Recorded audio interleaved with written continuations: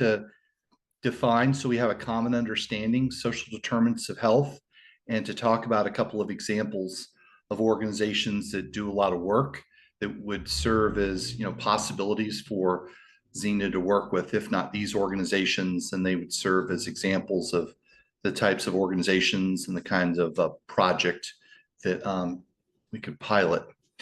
Here in the first slide, I just wanted to share with you, my understanding, and I know that people are aware of social determinants of health, but I think it's important for us all to develop a common understanding. And so I've got a few questions and answer here. I'll touch on these briefly and then ask people for any questions they have or other comments. So in defining social determinants of health, I think of this, whether we call these social drivers of health or health-related social needs. There are a few different acronyms that are used, but in general, I think these are the non-medical drivers of our health. They are the conditions that we're born in, we grow in, we live in, we work, we age in.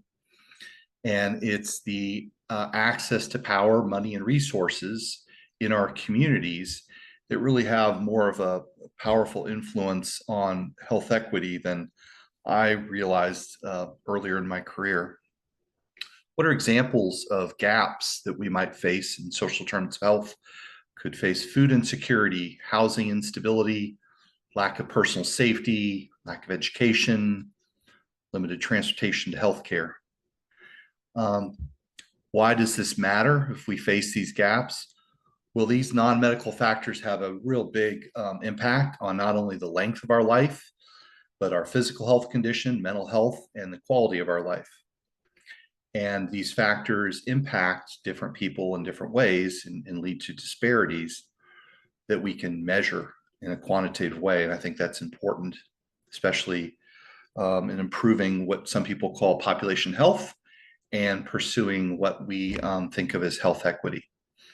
So, one thing I wanted to share here that I think is interesting is how some of these categories of social determinants of health, what the weighting is as they impact our health.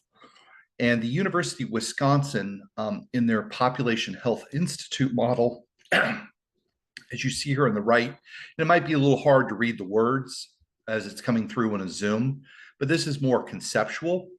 As you look here, it kind of goes from the bottom up and how society is organized.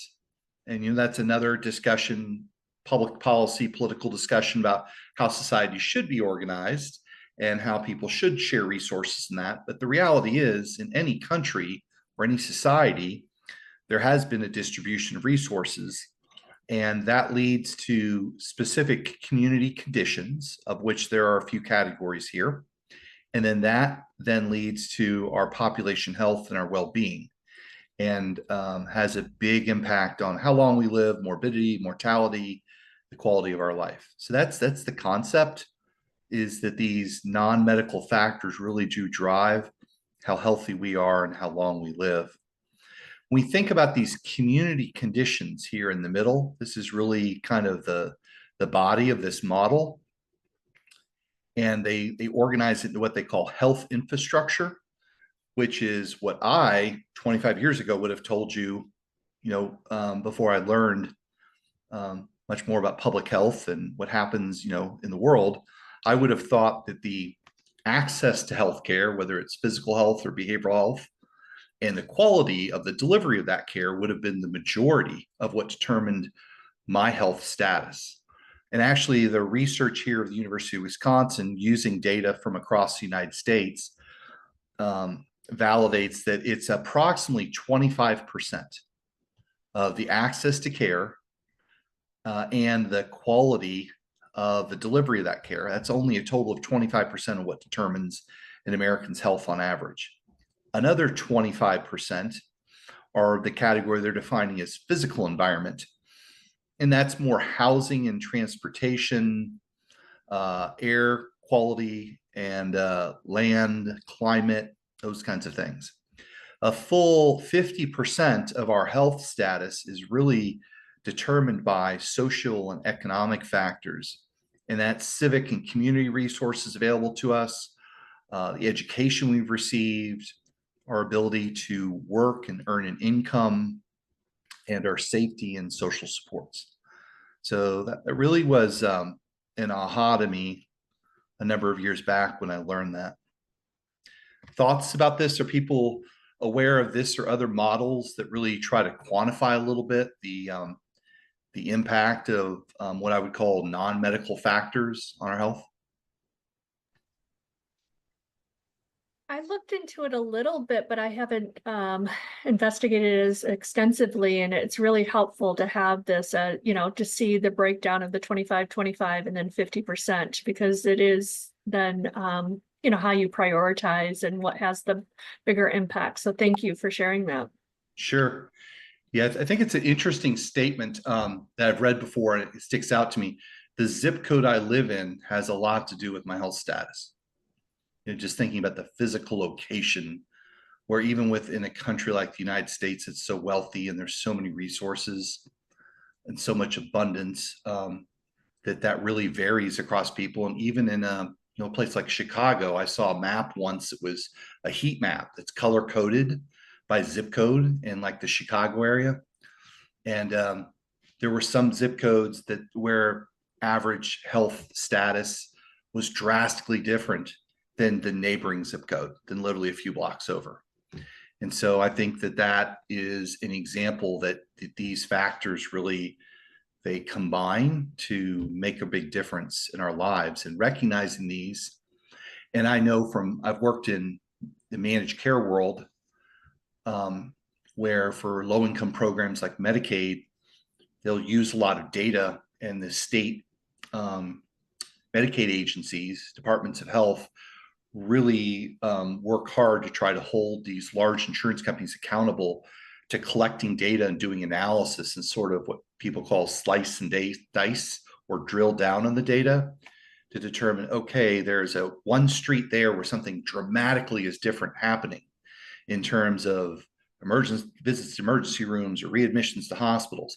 Let's dig into that. And I've heard really compelling stories about they investigated and they learned there were things happening that were, very environmental, that when they were able to address that and add some more supports to people who belong to the health plan in that particular like street, or sometimes certain public housing buildings, they were able to make a dramatic increase in what I call health status, or in other words, a decrease in people having these complications with their chronic conditions.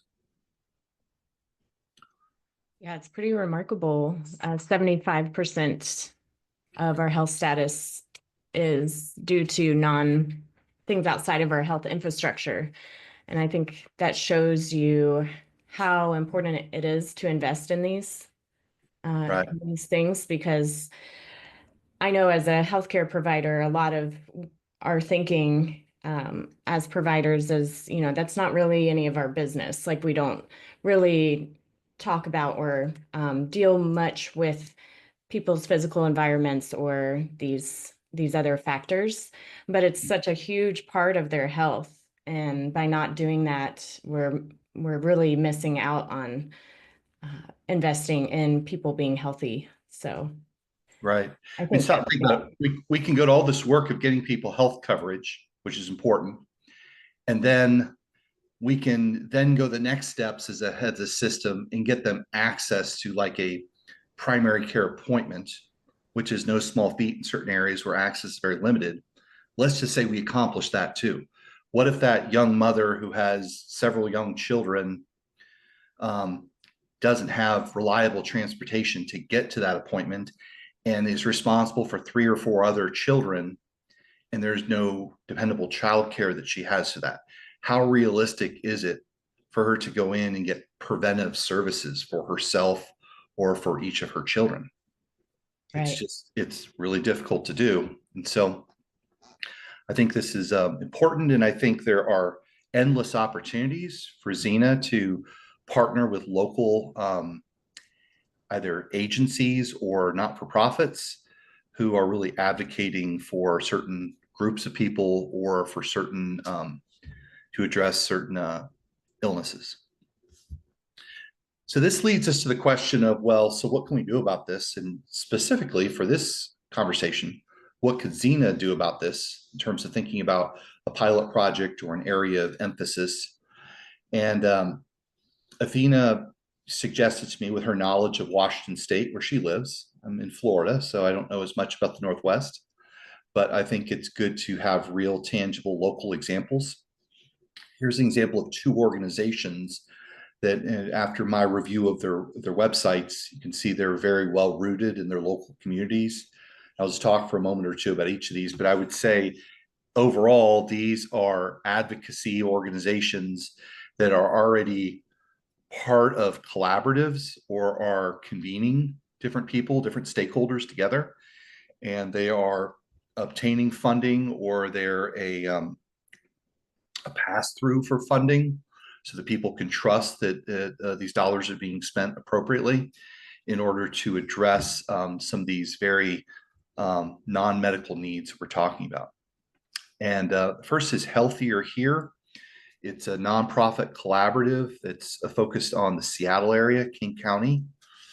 And they have a number of things that they do, such as connecting people to care, advancing health equity, testing innovations, addressing urgent public health needs, and sustainability. And one example that they've described that I thought was powerful is this concept of community-based care coordination.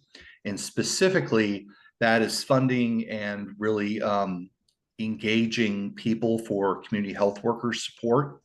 And so what they're doing is they're prioritizing based on data where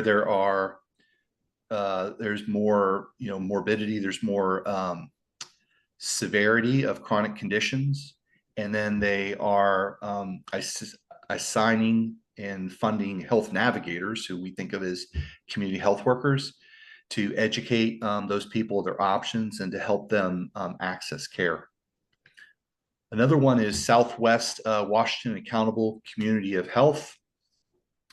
And they're again addressing health equity in specific counties in the Vancouver, Washington area. And they'll do things like advocacy. And a recent example was just last month, there was organizing and convening a group of people to go to the state capitol and to educate Washington state lawmakers on the need in order to support secure housing, on ideas about caps, about rent amount increases per year for rent, consistent rent streams for housing, and homeless funding from special tax programs, and the right to representation in housing courts.